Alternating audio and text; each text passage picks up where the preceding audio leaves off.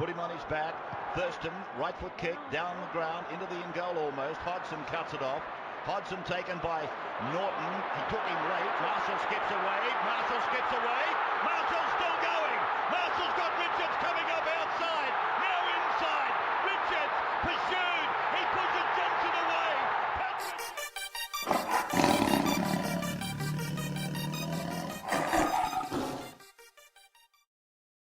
Good morning, everybody. It's Wednesday, the 13th of August, 2025. You're back for another episode of the Tiger Town podcast with your hosts, Zach and Toby. Zach at this end, Toby at the other, brought to you as always by Best on Ground Digital. Best on Ground Digital, a digital marketing agency that looks after the little guy. They will not steer you wrong. Best on Ground Digital.com. Now, we're coming to you from the regular places on my end, the non-regular places on Toby's end, and it is a Wednesday morning because we've got the Eka public holiday up here in Queensland at the moment, and no one's complaining, least of all us. So, mate, how are you doing up there? You're up in the sunny coast today. I am on the sunny coast, mate. It was my wife's 40th over the weekend, so we've got a house up here for the week. So yeah, we I'm enjoying the sunshine. I'm enjoying the beach. It's definitely a place that I miss. You and I both grew up on the beach, so try to get to it as much as I can, which is barely never.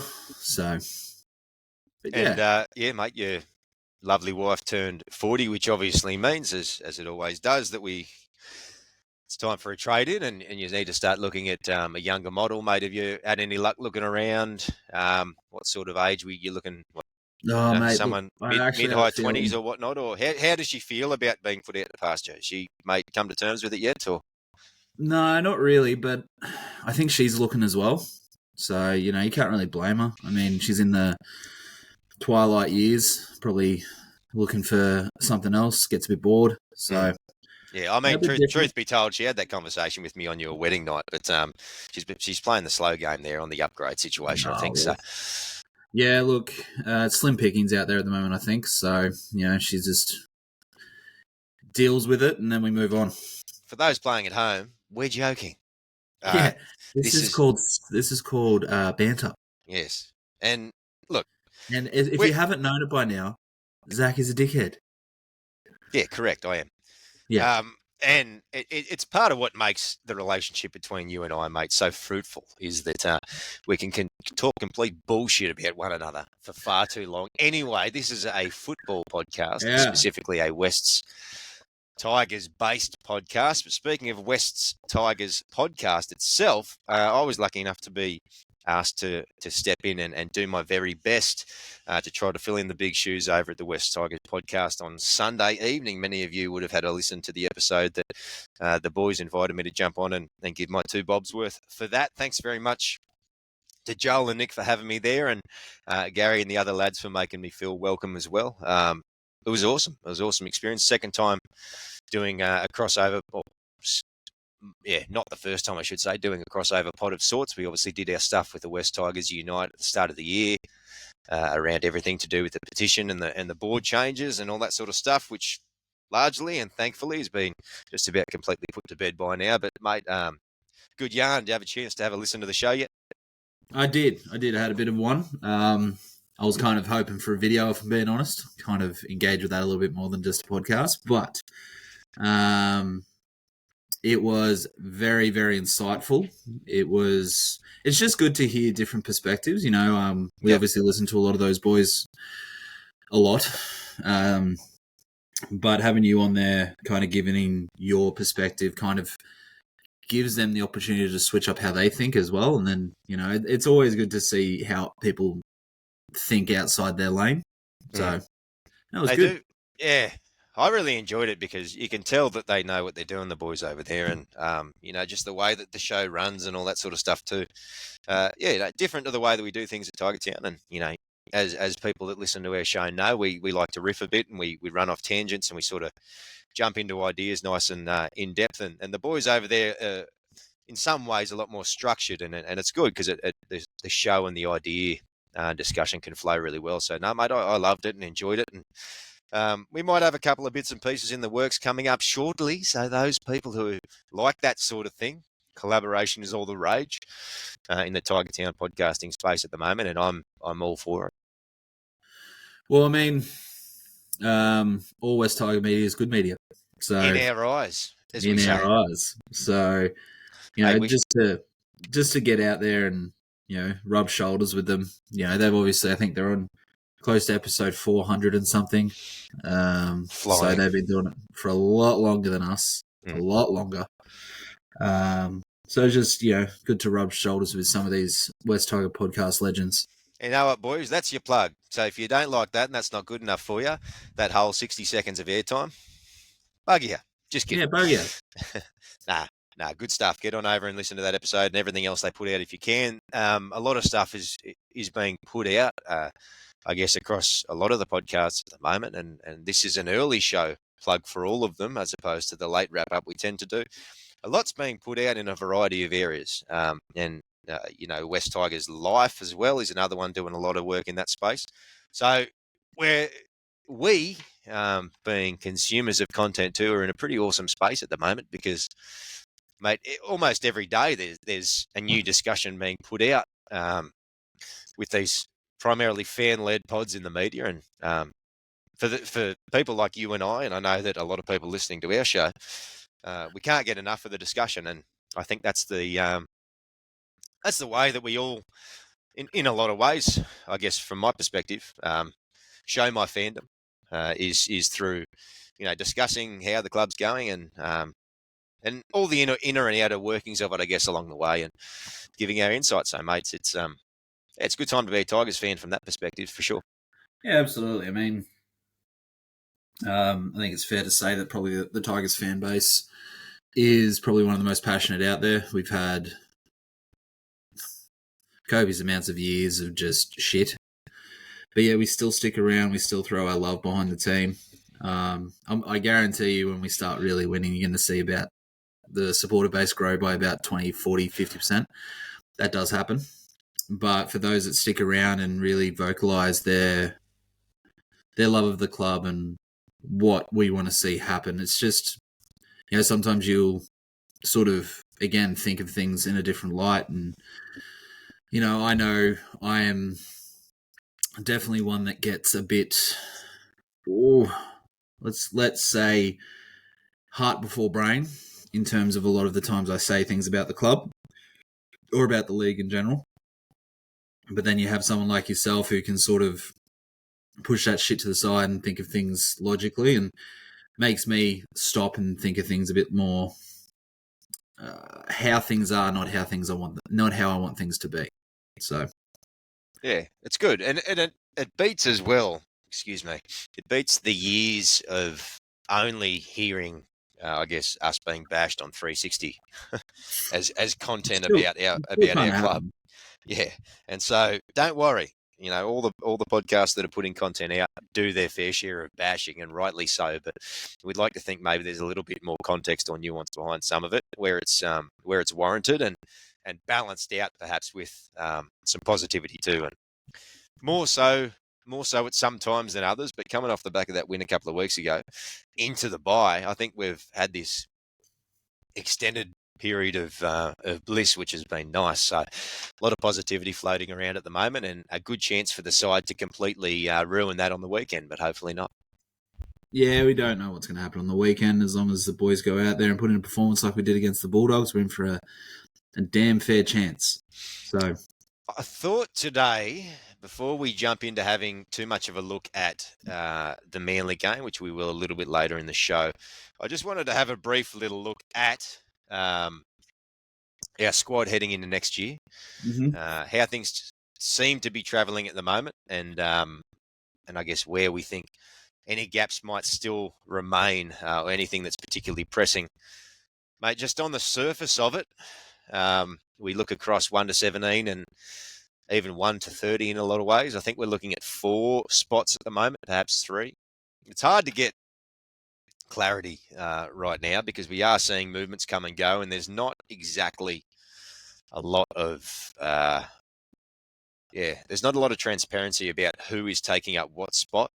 And when people who are vacating what spot they are vacating, I don't think that the club particularly is overly adept at making that abundantly clear, which is probably an area we could be a little bit better at. But we'll just make the assumptions we need to make in order to have this conversation in the meantime.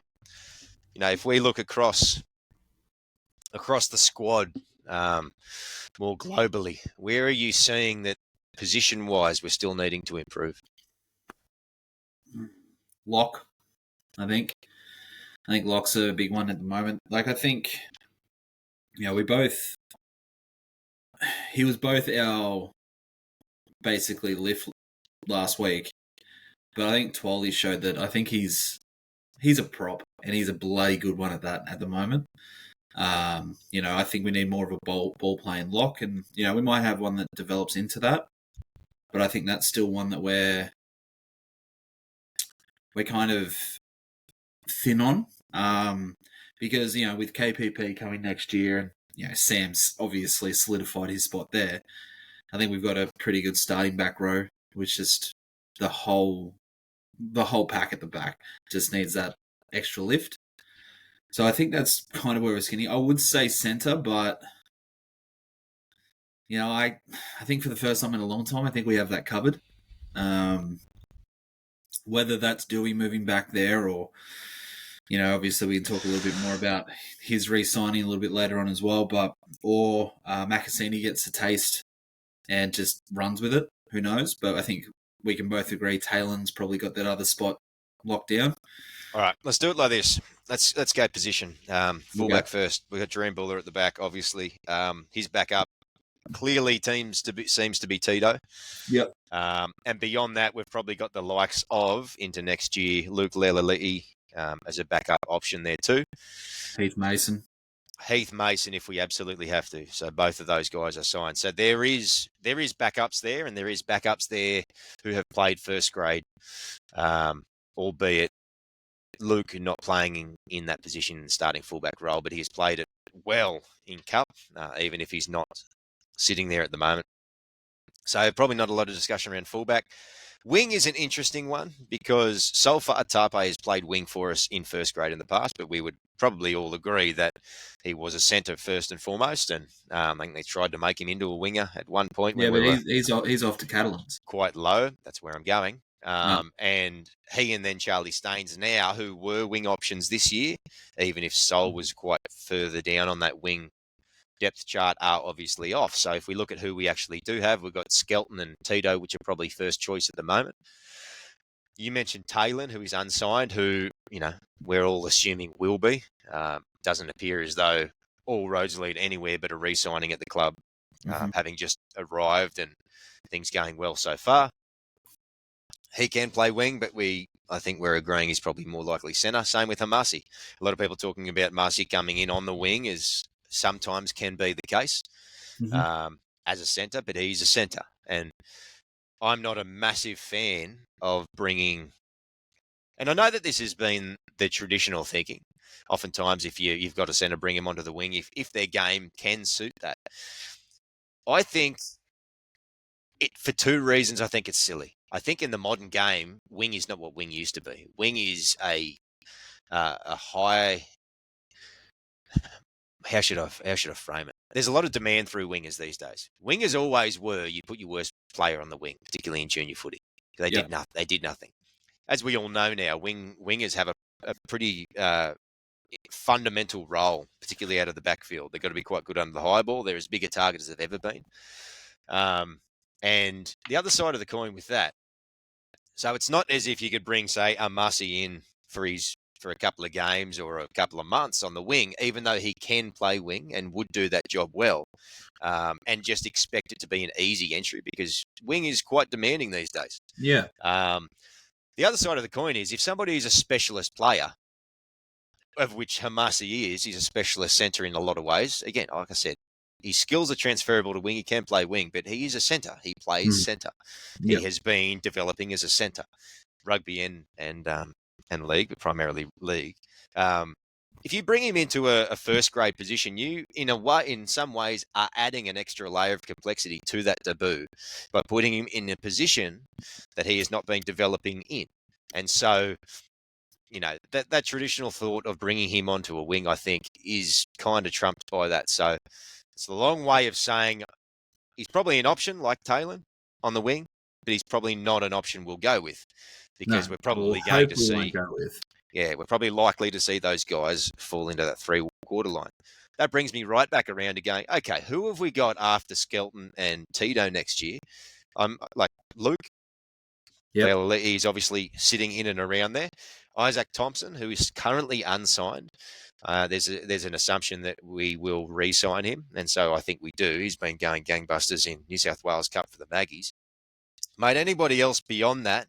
And there's a couple of others I'll get through, but this is a monologue now, so I'll throw it to you. Any others that you can think of in and around the squad or the Reggie squad that probably falls on that depth chart on the wing?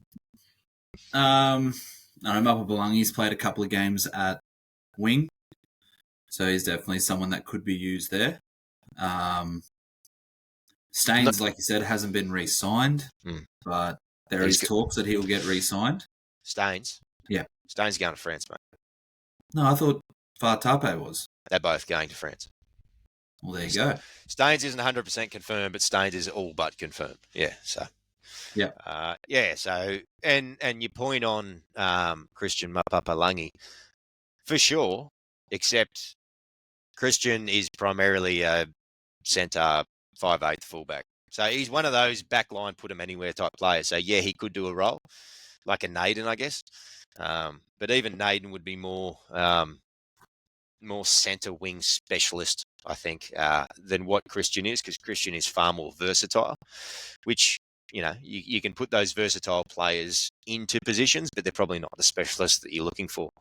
So I've got us with Giral and Tito to start, with then Luke and Isaac as backups, but that's under the pretense that we re-signed Isaac.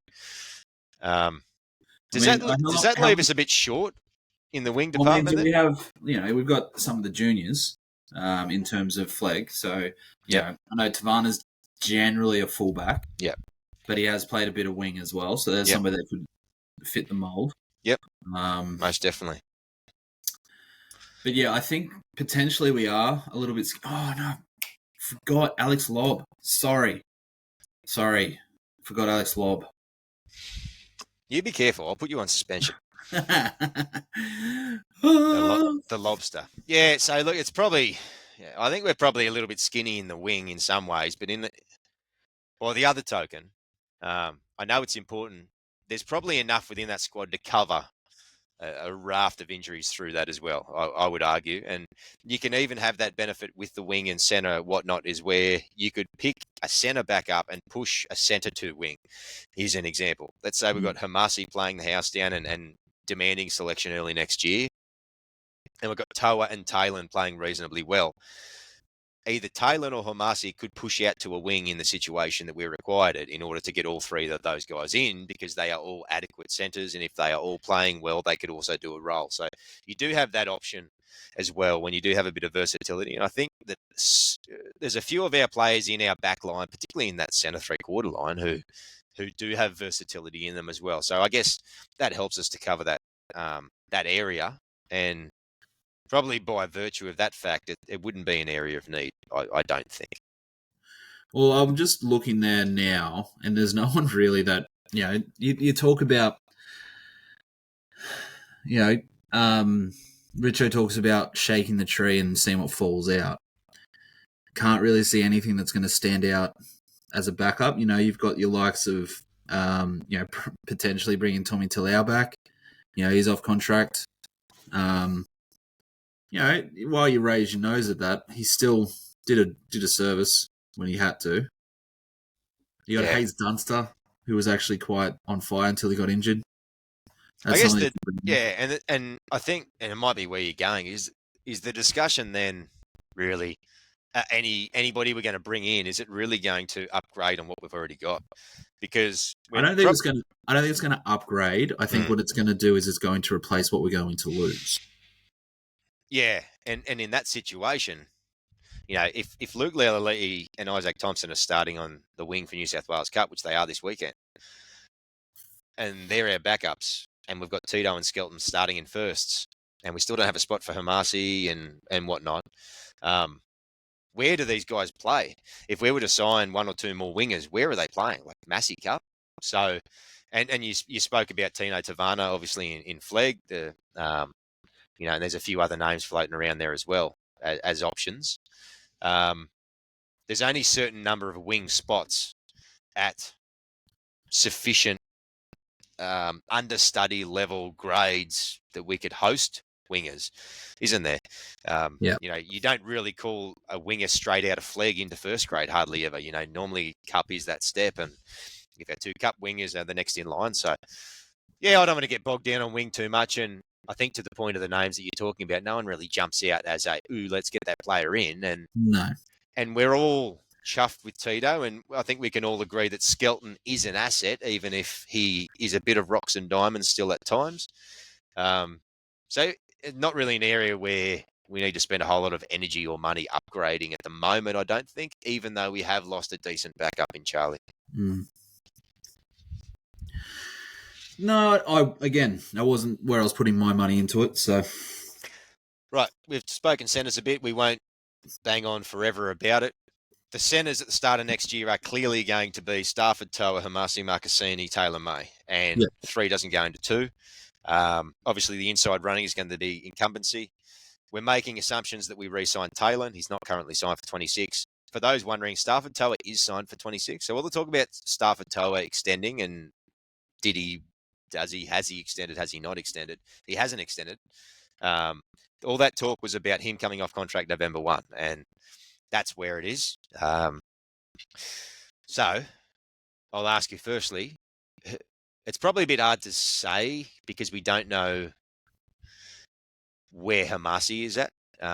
We know where Hamasi's at, but we don't know where he's at, if you know what I mean. We hear all the talk about the upcoming debut and there's something coming, and it looks like it's going to be the Cowboys next week at this stage, barring any unforeseen circumstances. But if Toa comes back from injury this weekend and plays the last month of footy the way he played the first half of the season, and Taylor keeps doing Taylor things and gets re-signed, as we all expect to happen, do you fit 3 into 2?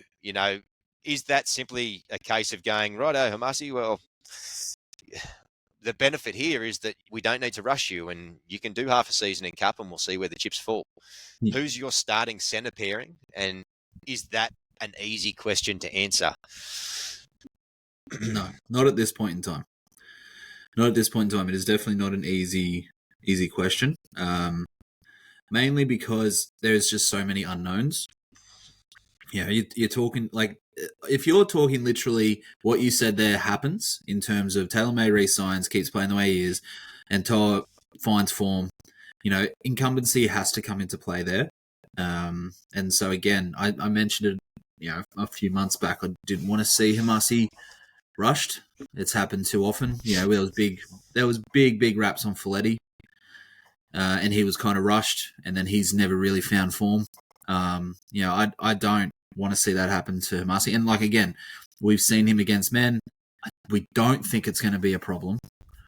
But giving him another, 6 to 12 months playing against men consistently, week after week, putting his hand up for these tough carries, doing what he does best, then I'd be more comfortable bringing him into grade. So if everything happens the way that we want it to, I think incumbency comes into it, and who we finish the year with will be who we start the year with next year. Everything going our way in terms of injuries, pre-season form, what have you. But, I think it's best case scenario around having everybody available. And if decisions get made for us, then they get made for us. And in some ways, that's good because we lose the luxury of having to make that decision and somebody missing out. So that can be a positive, same way that Galvin's situation leaving, one of the silver linings was that we didn't have to make a clutch call on Latu versus Galvin. So that decision was made for us. So, of course. You're picking, all things being equal, you're picking Stafford and Taylor as the incumbents to start. Yeah. I'm the same. I think it sort of has to be the case. Hamasi, 6 months, he'll be closer to 19 than 18 by the time round one rolls around, because that's in March next year. Yeah, it's over 6 months away. So that's a long time in the development of an 18-year-old kid. There's an entire off and pre-season to go off the back of that, a series of trials too, and he's still got a month of footy at the back end of this year where he may very well make his NRL debut. So, yeah, I'm probably leaning that way too, but I agree. It's probably one of the harder positions to lock in at the moment, even though it's probably one of the more exciting, I guess, is it fair to say, selection dilemmas for 26. Yeah. All right. Well, that's our back five then, relatively sorted, and it's only really who falls where in that 3/4 line. I think that we can agree, folks. If you agree with any of that, or if you think that we've missed the mark there, if you think Hamasi comes straight in or whatnot, I know a lot of people are softening on Toa. In terms of their confidence in him locking down a spot off the. He's been my sink a few weeks over the last month. It's been off the back in a downturn in form and his elbow issues, that sort of stuff too. So a lot of that, I think, does depend upon how he comes back too as well. Remains to be seen. All right. 6, Jerome Luai. Yes. Yeah. Back up, I think, is interesting because I think then we're starting to have conversations about youth. And this is a point that I was going to make in this discussion, is that we are adding depth, finally, a bit of depth, but I think we still have, I think we're taking a few assumptions and making a few assumptions, taking a few things for granted around our depth because our depth is still young. So if I look at our 5'8" depth for next year, and I'm ignoring the likes of Latu because I'm considering him to be the other half or the lock. So I'm not seeing him as a Jerome backup anymore because he's his own entity now and he's pursuing the other half role. Yep. I'm probably looking at a Heath Mason, a Javon Andrews in and around that backup position. I don't know what their plans are long term around Matai or Lyles in the flag, and I know that Matai's been playing 7, Lyles 6, vice versa. I dare say that one or both of them might come into the cup setup and to see how that falls. So there is, I think there is a bit of depth around that position, but it's largely untested, and I include Mason in that too. And so I wouldn't say that I'm tremendously confident. Do you also include people that could potentially play halfback as well? Or is this just purely 5'8"? Yeah, I guess it's interesting, isn't it? Because we could tackle it from two perspectives, because ultimately, if Latu is starting in the 7, we're playing 2 5'8s anyway. And I'm sure you're alluding to the likes of Jock being up for consideration too. And it's probably two separate conversations you could have, who are our 5'8" options versus who are our half options. But if we're not a club that plays like that, if we're a club that's going to default to a Adam Dewey lock distributor role, Latu and Luai either side or multi-side as dual 5'8s, then that opens up the possibilities, because if we're going to play a Jock as a backup, he's very Adam Reynolds general-like distributor, which is the role that we may allude to having Dewey play to unshackle his 2 5'8s. So does that then change game plans and all that sort of stuff as well? Like it's a deep rabbit hole we could go in. What do you think? Like if we're going to look at depth, are you looking at half, whatever? Are you looking at half depth being 5'8" then and half back? I think so. Or are you looking at 5'8" depth and half depth? No. To me, it's probably the former, which is who are our halves? Yeah, absolutely. As a pool, and so it's probably the angle you were going, which is probably a bit better of a topic. So run through them there for me. So what do we got? Halves, obviously, we've got Romy, Latu, Dewey, Madden. Don't know about Falls, but gone. He's gone. Gone. He's Andrews? not re-signed. I don't think so. Andrews. Matai. Javon Andrews. Yeah, Javon Andrews. You said it already. I didn't see that you'd acknowledge that. No. Heath Mason. Heath Mason. again, all very dependent on obviously he's been used a fair bit, but if we re-sign him, potentially Naden, who knows what's happening with Naden, because no one knows. Yeah, unsigned at the moment. Yeah, we'll see what the rest of the squad does. Yeah. And then, yeah, I think that's kind of where, I think that's it, isn't it? Lyles. I feel like that's it. I can't think of anyone else. So fair crew. There's a few backups there. I think with the additions of Jock Madden and Javon Andrews, that's our depth. Like we're not carrying Isaiah Katoa in New South Wales Cup out of convenience. No. We can talk about, and we will talk about probably now, what we're thinking, because there's obviously a lot. Probably one of the big question marks, not over the squad or selections, in terms of being empty in positions, like we might still be with a middle and a lock, like you spoke about before, but more so who fits where. Just like the centre discussion, I think this last month has a big play into the half discussion too. Obviously this week, and we'll get to the game a little bit later in the show, this week he's picked Dewey at 7 and Luai at 6, and he's got Latu on the bench. No one, and we've listened to a lot of people talk this through back and forth. Both sides make good arguments about Dewey at 13 versus Dewey at 7 versus Latu starting 7 versus Latu starting bench, coming in and playing that role. At the moment,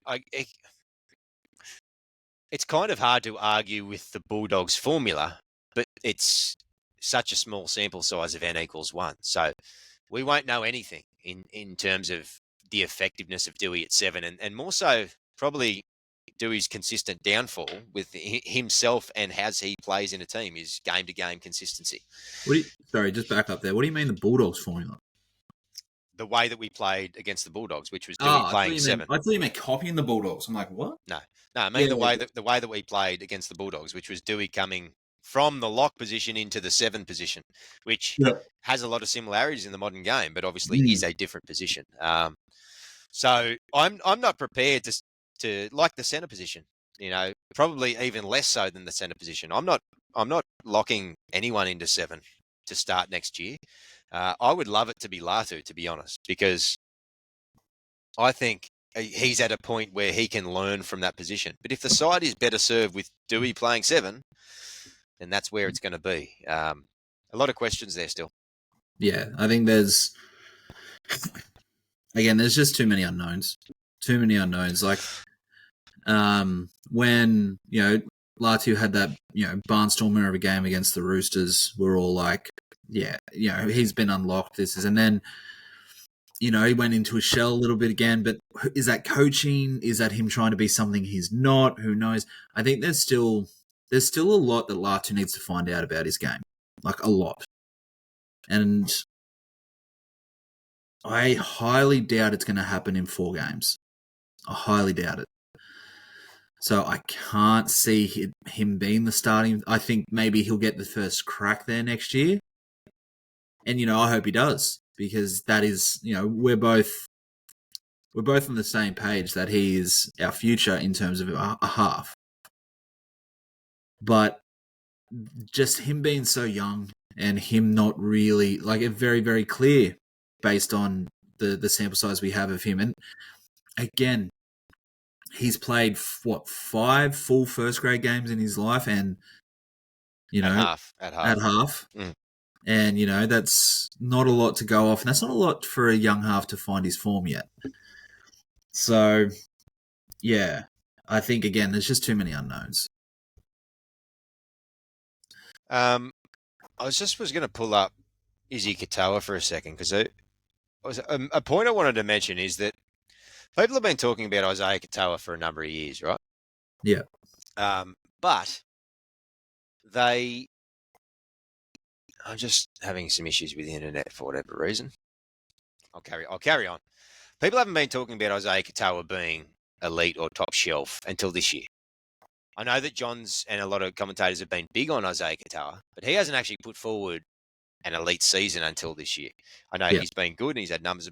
He's been allowed for the last 2 seasons to just develop in live time in front of everybody as he goes and make mistakes and have good games and bad games and float in and float out and genuinely accumulate volume in that position, which is something that it's a luxury that people don't always have access to. Now, Latu Fainu is not Isaiah Katoa, but a lot of people have spoken about similarities, and it's probably the Polynesian thing. It's probably the fact they're both halves. It's probably the fact they were both really young players. But if Latu was at the right club, I could see him being plonked in that 7 position like Izzy Katoa was for the Dolphins and just given 2 years to start to feel his way into it. The thing is that this side sort of needs to win now, and they have other tools at their disposal. So the discussion becomes, well, is putting Dewey in that position better for us to win now? And does it simultaneously not slow down Latu's development? It's a hard thing. And then the other discussion is can we accelerate Latu's development by playing him at half? Because he gets more reps in the tank. He is more exposed to playing that position at the top line or the top level. And at what point, if we choose Dewey, at what point is that transition take place, and when and why and where? And a lot of that stuff might be based on context in the future, and it might be something we can't really genuinely comment on now. But it's an interesting problem to have. I guess having Dewey re-signed now means that we do have the luxury of being able to slow play with Latu. Yeah, that's what I was thinking as well. The only issue being that we need to, the Fainus must re-sign. And we've got all three of them. And as of November 1 next year, Samuela and Latu come off. And I am concerned that Sione comes off the same year, which means that next year is a big discussion. And I'll slow play them, provided we extend them big time. You know what I'd love to see? I'd love to see them extend Latu for 5 years. I will life commit to Latu Fainu. I don't care. I'd sign a 10-year contract, because then we could do it right and we could slow play him. And whether he becomes a lock and fills out even further, because we know he's got the skill set to play lock. But I don't want a kid making 40 tackles in the middle in their first 20 games of NRL. I don't want that happening, especially some kid who came up as an injury-plagued half. However, it's a tricky one. But at least on the plus side of things, he is a prodigiously talented young fella. We've got him signed up for a long time at the moment. There's a lot of incentive for he and his family to stay with the club. They're happy with the club. The club is on the rise. We've got mitigating players in and around his position to allow us to slow play him. So it's probably a good position to be in, but it kind of doesn't make the decision any easier. I'm probably talking in circles, but and we're not really landing on a solution. So let's do it. Who's your halfback round 1 next year? Dewey. Yeah, I can cop that too. I think that throwing it back to Latu would be a gamble, and I love gambling in selections. But safe bet says Dewey. We'll wait and see. To be continued. That's probably one with an asterisk next to it for sure. Oh yeah, there's, as with the centers, this is another one that's just a lot of things need to happen in the meantime, because there's just and I think I've said this 8 or 9 times, there's just too many unknowns. But we're not empty.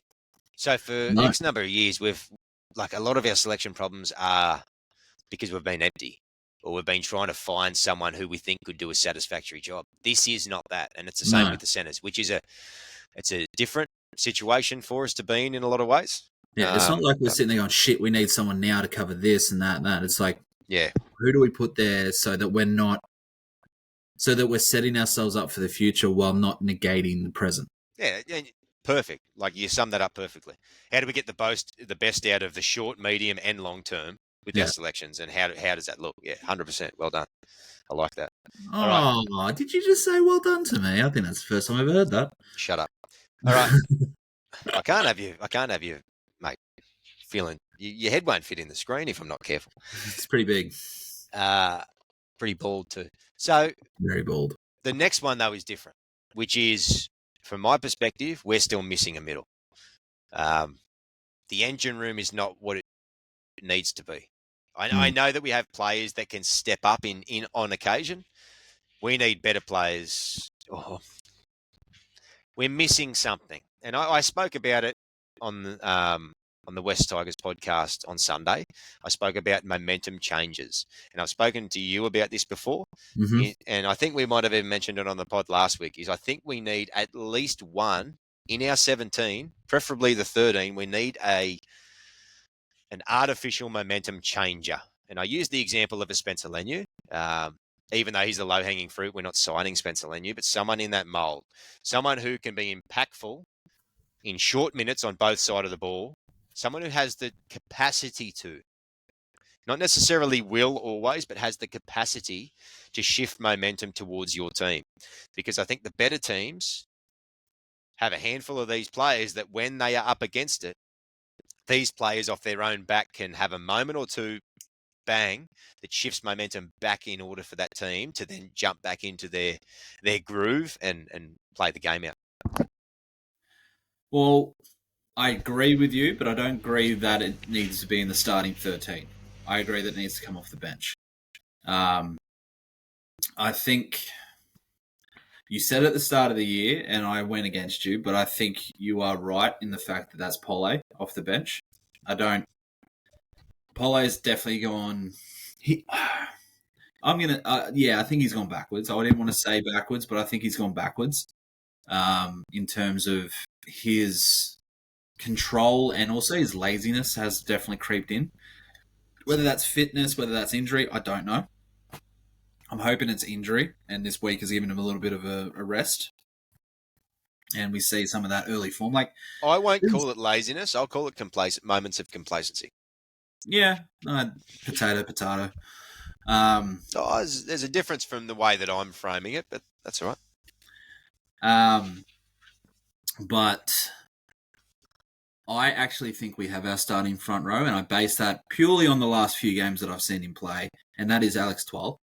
I think Alex Twal has this year's been his best season by far. By far. I think, like you said last week, there's always been, the difference between Twal's worst game and his best game is about 1 point. But the fact is his worst games are 6, his best games are 7. For the last month, I think I've seen him play at least. He's been an 8.5 at least in my books. He was an 8.5 or 9 against the Dogs. He was outstanding. Yeah, he was outstanding. Mm. And I feel like it's been his shift going back to not really a lock position. It's more of that third middle or then a fronty, and it's just created that stability in the middle. And we know what we get with Tezza. We know what we get with him. He's just a big minute. He needs to be there to take the impact out, as does Twal. And then we need an impact coming off. We thought we had it with Royce, and Royce did okay against the Bulldogs. He's there again this week. But I agree. I think there needs to be one more there. And it could be. I think Sione does it quite well. I think Sione comes on and does add a bit more punch. He's late for work at the line. So is it a Pole and is it a Sione kind of mentality? I don't know, but I don't think it's in the starting 13. I think it's off the bench. Yeah, fair point. And traditionally, that's where impact has come from. It's been from the bench. We had it. You think back to James Gavay and Marty. Oh, the Bash Brothers. Tapia. Yeah. Yeah, and that was such a short space in time, but we saw that work. And then I think in some ways that's what the Royce Hunt modus operandi was supposed to be this year, but we've seen how that has played out. I liken it to even having – the reason I mentioned in the starting 13 is I think of unassuming momentum changes like Cameron Murray. And people have forgotten a little bit about Cameron Murray because he hasn't featured much this year. Cameron Murray is not the typical Liam Martin type who'll race out of the line and put a hit on to try to dislodge the ball, although he might do that from time to time. Cameron Murray has these little – it looks like he has a gear knob or something within him that like sides do, or they can just go up a gear and everybody increases together. Cameron Murray seems to just, at certain times, he will just dial himself up to 8 or 9, and on both sides of the ball for 5-10 minute periods at a time, just raises intensity. I don't know that we've got too many of that sort of player, but I can see the likes of Samuela or something growing into that type of player. And so I still think it's there or thereabouts. I do think we miss a key middle in terms of presence. As good as Terrell May is, I don't think he commands the presence in the centre of the field that can, like, fear is the wrong word because it's not the 80s and 90s anymore. Yeah, and even intimidation, like Warrior Hargraves had it, but it goes beyond. It goes beyond that. It's not a matter of staring people down. You know, Fisher Harris has it, and he's a mean-looking dude, but he backs it up with his actions. And it's all it's more, in some ways, it's more, we're missing that element of our forward pack that is the throwback elements. It's the big hit. It is things like line speed. It's blindsiding people. It's just being generally a nasty prick to want to have to play against. Like, you look across our forward pack, there's a lot of nice guys in that pack. Alex Twell's definitely one of them. Like Twell, Sione, Pole, Terrell May. You know, Samuela, maybe he's a bit more on the edge, you know, but there's not a lot. You can go Suka, you can go all these types. A bit of a firebrand.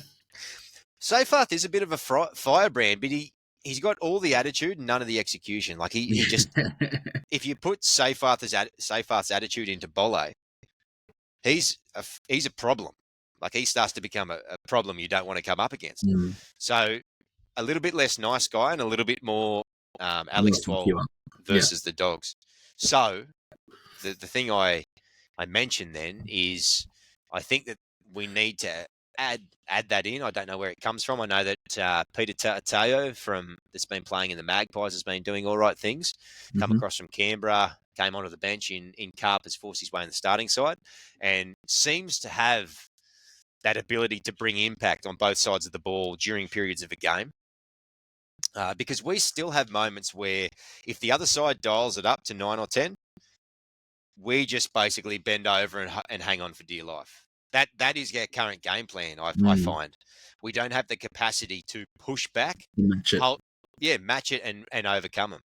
I think we're still a side who hangs on in tough periods, hangs tough in tough periods, rather than wrestles back the momentum.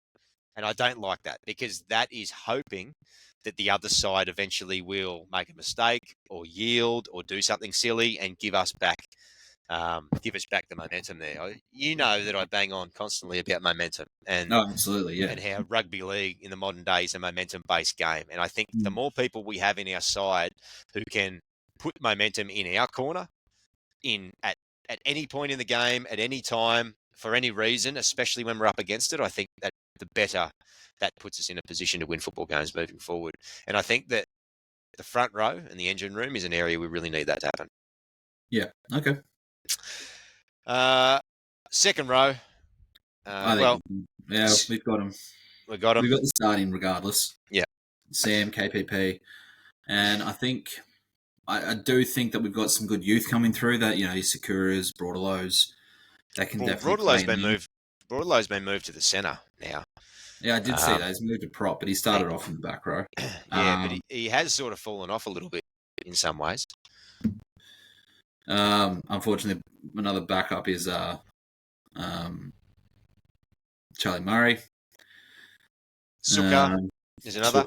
But I think the Richo quintessential how to do it right playbook, as we've seen in the last couple of weeks. He's bought Ethan Roberts from the Roosters, who, good name, up and comer, 20-year-old in a Rooster system, chock full of gun young back rowers, can't get a start. Sweet, bring him over, he's going to be hungry. Maverick Guy are in the same way. He's got a little bit older, 25. He's had a bit of experience, but again, he's stuck down the... Guy at 25? I think so, yeah. He's stuck down the pecking order. So he's brought on two people that raises the quality across the board. Jeez, 24. Jeez, I didn't know that. So there you go. So then you've got Samuela Fainu, Kai Pearce-Paul, Maverick Guy, Ethan Roberts, Tony Suka. So all of a sudden, like, does Sukar almost drop below those other two, even though he's played first grade? It's going to be interesting to see, and it raises the basement basically in that position, as well as the ceiling, because we're adding a ready-made first grader in Kaipi's Paul in there as well. Yeah. I think we're stocked with the back row. And again, we'll move on to the next position, which is what I mentioned before was a lock that we desperately need. Do we have them that could be shifted in there? Yeah, I think. You brought up a bit in Sione, potentially.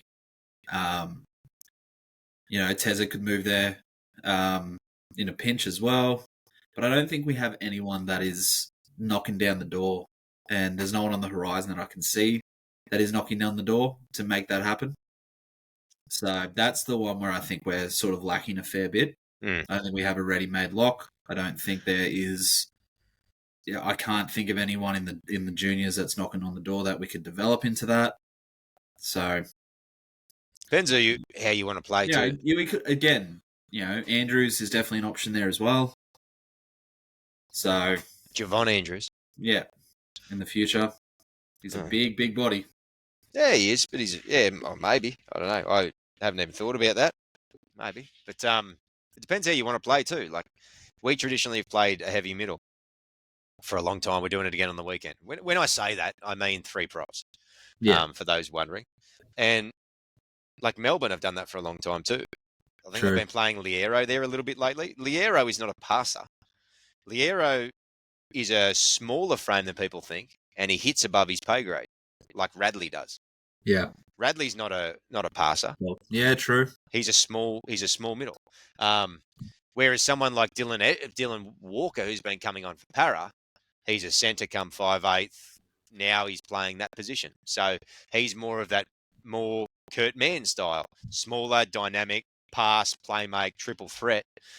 So you do have options around that too. We've got probably enough props to fill that mold. But if we want to play more the dynamic, well, then we're starting to talk. Does one of Latu or Dewey fit in there? It seems as though that's the way they're going. So, yeah, game plans dictate lock choices too. Mate, I've got concerns about hooker.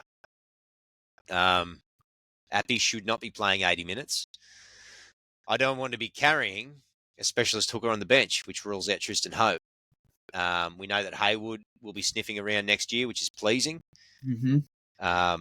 My only worry is the gap between where Haywood's readiness is to fill that role and Appy getting older year on year. I think Hope should be ideally a second or third string, like second or third drop. Yeah. I don't think we can carry Tristan, with due respect, in the 14 role for too many games next year. It's a very one-dimensional selection. And it's a selection born of a limitation in your starting hooker in Appy. It's an interesting one. It's one that, I haven't really thought about it, if I'm being honest. Obviously, we don't want to go down the path of the Broncos where they have a starting 17 that's hookers. But potentially, there is a gap there. I just would have honestly thought that Haywood would have jumped in there in the next few years, easy, and Hope would have been the stopgap. But now that we're talking about also Dewey starting at 7 and then Latu is our 14, what does that happen there?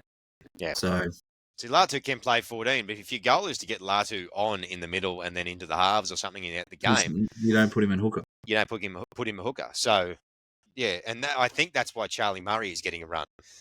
Charlie Murray doesn't play like he's useless at hooker, but he has played a bit of hooker. Therefore, they're giving him a run there because he's versatile. It's a disgusting selection. Fuck me. But what I'm actually thinking is I'm saying to Appy over the offseason, I need you to get as fit as humanly possible, because next year, Appy's 31? Yeah, something like that. If Daly Cherry Evans can still play rugby league at 37, 38, 80 minutes every single week with a bunch of tackles, Appy at 31 can aim to get as fit as he's ever gotten, in my opinion. This concept of once you hit 30, you must go downhill, I'm a bit sick of it now. in terms I of that. mean, it's arguably you just have to look at probably the greatest that's ever played the game, and this is my opinion in Cameron Smith. Yeah. Yeah. Over 400 games at hooker. Yeah. And how often were we having conversations about him burning out? Now, I know Appy has been, and that's how Appy has been training and playing in his output. But if we specifically go, rightio, Appy, this off-season, this pre-season, we're going to change your conditioning. Yeah. And we're going to do it to get that extra 15, 20 minutes of quality out of But you. I think what you need to do to him is you need to say, and we're also playing, because with the way that Cameron Smith got through all those games was he was very rarely first up contact. Yeah. Very rarely. Yeah. So it's always like, okay, it's got to be like, I'm glad you're getting in there and you're putting your head down and you're getting that, but our defensive structure is changing to protect you. Yeah. So that you can, get through the games a little bit more unscathed than you do. And now we're starting to put the puzzle pieces together. And that then plays into our defensive structures and our 1%ers and the accountability around the other players in the middle, not leading line speed. So it by default, constantly falling back to Appy to sort of lead line speed by example. That's where he has found himself, right? So if we're focusing on saying, Appy, we're going to over-condition you, we're going to push you more into the aerobic, we're going to get you playing hopefully 80 minutes most of the weeks. Okay, if Appy's 36, we're not doing this, but you've still got a few years under your belt. You've just re-signed. You're our guy.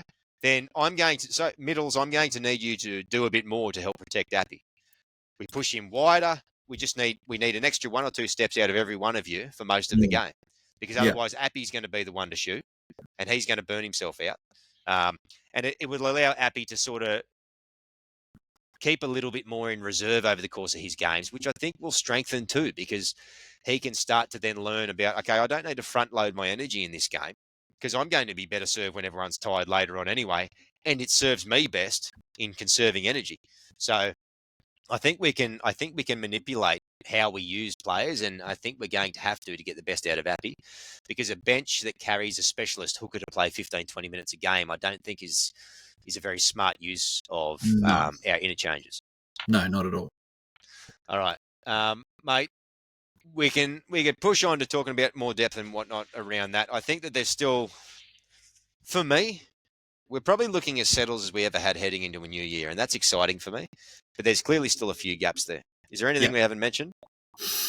No, I don't think so. I think the only thing I'd probably mention would be our assistants. I think there's probably something that needs to be looked at there. Particularly attack. Yeah, and I think Hodgson's probably got this month. I'm not saying to save his job, but we need to see something out of him. If we're seeing them trending in the right direction in terms of the cohesiveness and the way the structures look, now that Buller is back and that sort of stuff, okay, cool, fine. Let's go another preseason. Let's see if we can improve on our deficiencies.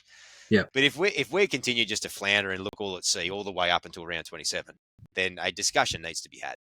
Because defensively we look better, even if not worlds better. There's definitely structural improvements there. So Morris is doing his job in many ways.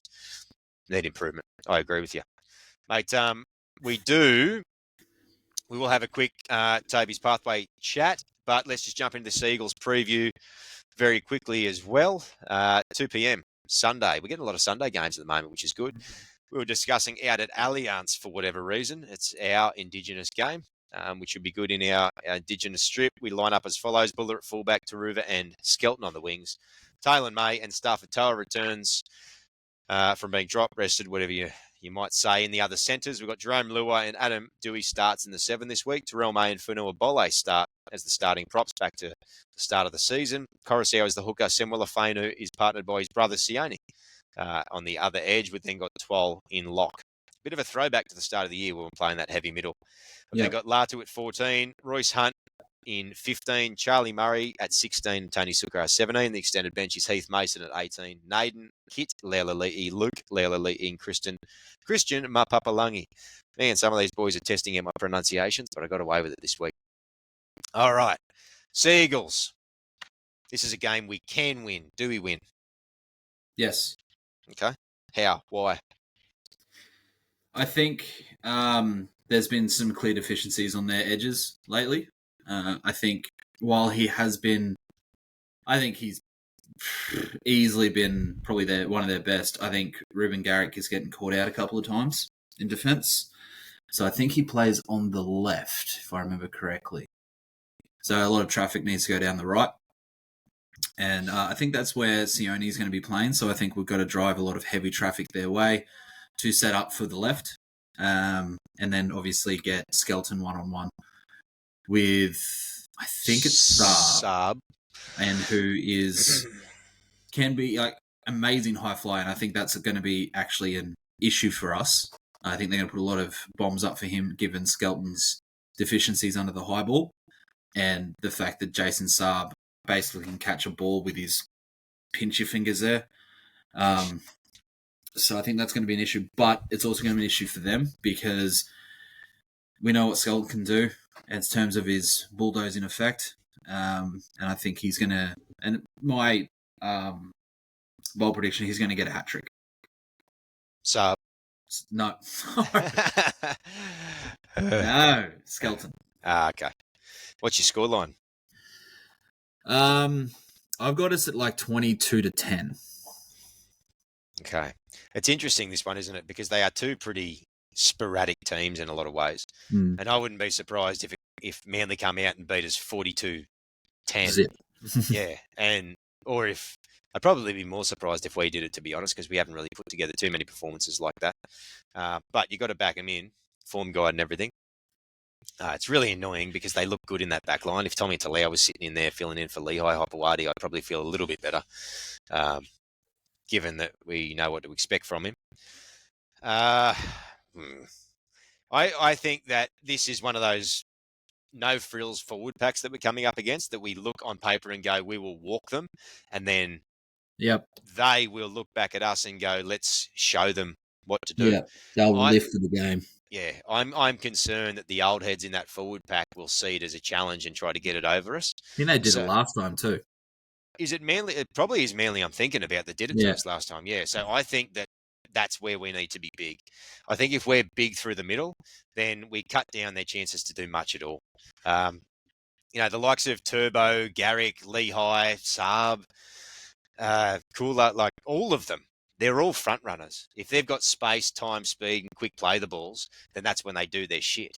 Yeah. Same with like Brooks and Cherry Evans.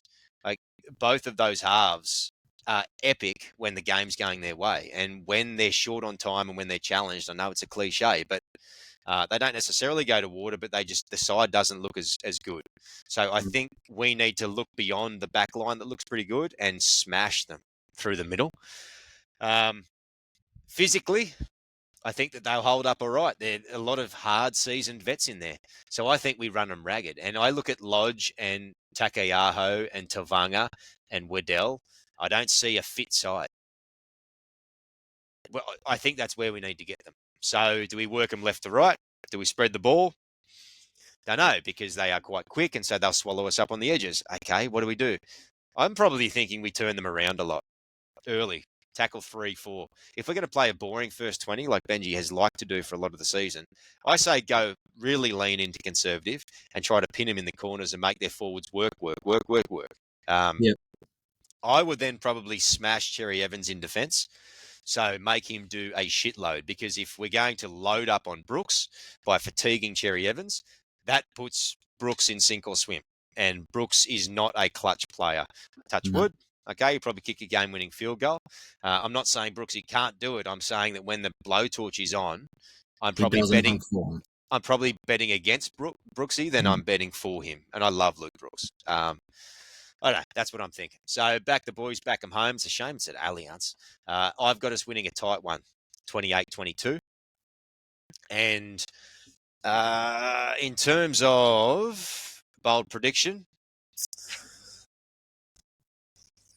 Sione's going to make us question whether he's an edge or a middle. He was really, really good against the Bulldogs. Again, unassumingly good. Yeah, he needs to work a little bit more on his lateral movement, but it served him well in the fact that it was wet. Yeah, true. And what are we looking at weather-wise? Says fine here just on the NRL website, so we'll have to wait and see. If it's wet, that probably plays into our hands, I think, because they're quite a quick side, but Yeah. we'll have to wait and God, I see. hope it's wet. We All played right, well mate. in the wet recently. Us. Yeah. Yeah, well, I think we value ball control and completions and high tackle efficiency, which in a side that plays conservative football doesn't do a whole lot, but in the wet probably does a fair bit because it's going to hold us to our advantage, mate. On that note, it's probably time. Do you think it's time? Oh, it's time. It's time for Toby's weekly Pathways Roundup.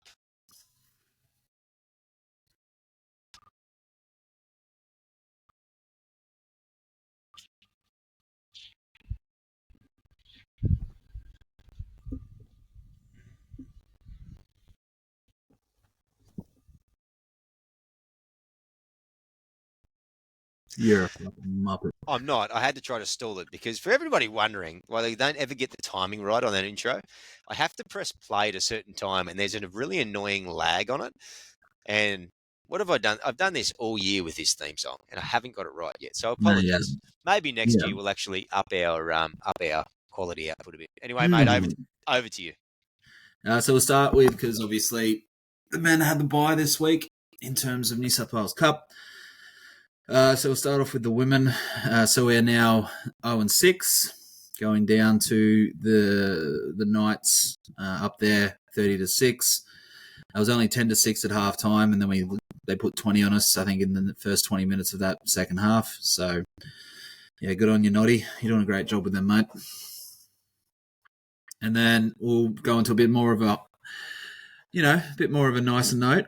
The boys, the young'uns, ended up beating Fuji out at Lincoln, 34-22. The thing that's really, really annoying to that is that we had 8 tries and Tavana kicked 1 from 8.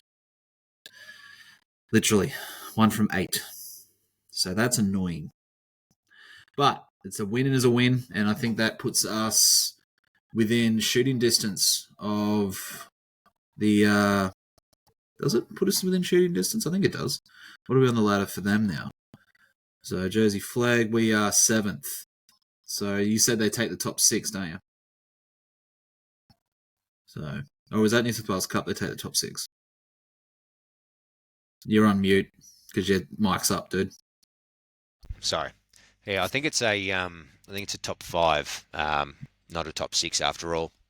And Okay. we're just paying for a super slow start to the season, which is a big shame. We've had 10 wins this year, so that's not bad. We've got a better win percentage than we do loss. So. Yeah, I'm trying to think back to how we started the season too before Shane Sultana took over too. Since he has taken over mid-season, they've turned themselves around. Just to throw back all the way back, we're talking about depth in the second row, and he is not yet depth. But I was thinking about who the other second rower in Flegg is, because Sakuru's been doing quite well, and then pushing up, play a bit of cup too. It's Phoenix Godinay, who's now starting in Flegg with Broadlow starting in prop this week in Flegg. Yeah, Phoenix Godinay. Yep. Yeah, he's another big another big one to keep an eye on. Yeah, for sure. Sorry, back to you.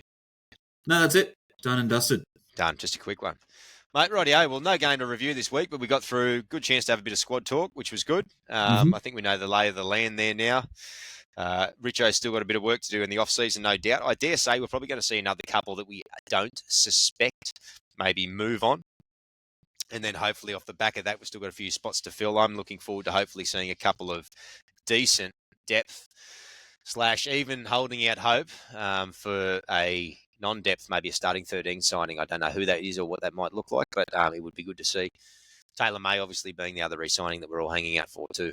But there's a game back this weekend. The bye week is over. The blissful post-Bulldogs win era is going to come to a bit of an end, and hopefully it just parlays into a back-to-back win over the Seagulls on Sunday there, mate. Yeah, I didn't know if you wanted me to answer that, but yes. Good. Oh, just opening opportunities, my friend. You know what's funny? Think about this. You said that we would win the last 4 games, 4 of the last 5 games of the year. Yeah. If we do that, we have won more games this year than the last 3 years combined. It'd be interesting if we win 3 of our last 4. When was the last time we won that many games? I don't know. It's worth looking. I reckon it might be back to that year with Ivan where we came 9th. Yeah, Or just all we had missed to the do was finals. beat the Sharks. Is it 14 wins one year or something? Oh, I have to go back and have a look. That's something we need to research off the show. Be prepared and all that. All right, mate, if there's nothing more to say on that, then I'll jump into the PSAs. You can find us on, I was about to say X. We're not even on X. YouTube, Facebook, Instagram, Spotify, and Apple, or West Tigers Media, as we always say. And as we said earlier in the show, is good media in our eyes, the West Tigers podcast, especially their recently added special guest on Sunday. The West Tigers Life podcast, the West Tigers Faithful podcast, the Ambush on Facebook, westtigersforum.com, all good platforms. Get over and support and follow those people. They do great stuff, all good content. All West Tigers content, as we said, is great content in our eyes, and a rising tide raises all ships. Thanks again to our sponsor, Best On Ground Digital, bestongrounddigital.com, the digital marketing agency that looks after the little guy or gal. They will not steer you wrong. Best On Ground digital.com, mate. You and I have a little announcement of sorts, which we haven't told anybody yet, but we might be, We are. We are going to be down at Leichhardt Oval for the Cowboys game in what has been a bit of an impromptu whirlwind day trip. You, I, and two of our close friends are zipping on down from Brisbane to Sydney for the day. Going to sneak into urban surf and get a couple of waves of a morning, and then we're going to make our presence known at Leichhardt on the hill in the afternoon. So if anybody is in and around there and you recognise our ugly mugs, come on over, abuse us, tell us how shit our show is and how we should cancel it or not. We're looking forward to being down there. Hopefully we see a big Tigers victory and a Hamasi Makasini debut. Ooh. Absolutely. Before you cut us all off, I just thought I'd do a real quick check to see when the last time we won that many games. Funny thing, this is the most games we have won because we've won 9 this year. Yes. Have we? Have we? Shit. So you were just doing a check and you didn't even check what you're supposed to be checking. No. 8 wins. 8 wins. We're on 8 at the moment, aren't we? We're on 8. So we're on the same amount of wins we had in 2021. Yeah. But if we win that, what we said, which is 3 more wins, which gives us 11 wins. Yeah, the last time we did that was 2019. So, okay. All right. And here's another interesting fact. That'll be the best result we've had. That part from 2018 since we made the finals in 2011. That's not a surprise. Yeah. So that mini Ivan period was okay briefly and was looking like it was going the right direction, and then it fell back off to even worse. But prior to Ivan was terrible too. We forget that. Yep. Oh, Jason Taylor got us 11 wins. Then Good on you. Nick Potter got us 10. Goodness me. The years we were getting 4, we probably look back fondly at those days, eh? Yeah, that's gross. Nothing more to say than go the mighty West Tigers. Up the Tigers.